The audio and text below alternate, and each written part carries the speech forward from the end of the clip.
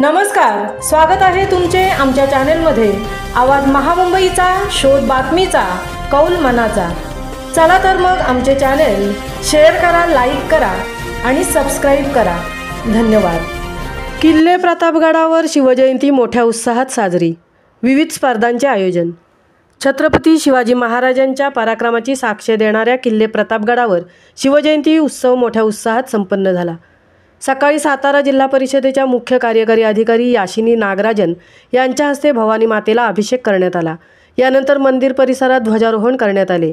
ध्वजारोहणानंतर भवानी माता मंदिर ते शिवछत्रपती स्मारकापर्यंत पालखी मिरवणूक काढण्यात आली। यावेळी परिसरातील शाळांमधील विद्यार्थ्यांनी लेझीम, काठी नृत्य तसेच पारंपरिक खेळ सादर केले। पालखी मिरवणूक शिवस्मारकाजवळ आल्यानंतर शिवछत्रपतींच्या पुतळ्यास अभिवादन करून भगवा ध्वजाचे ध्वजारोहण करण्यात आले। यावेळी ऐतिहासिक पोवाडे व महाराष्ट्र गीताने परिसरात चैतन्य निर्माण झाले।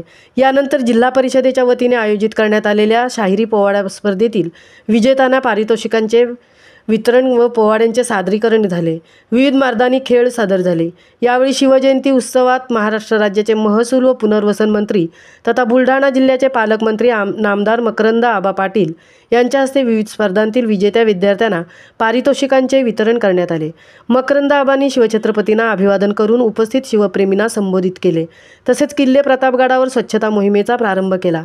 यावेळी गडावर उपस्थित मान्यवर पदाधिकारी, अधिकारी, ग्रामस्थ, शिवप्रेमी तसेच प्रतापगड व परिसरातील शाळांतील विद्यार्थ्यांनी स्वच्छता मोहिमेत सहभाग घेतला।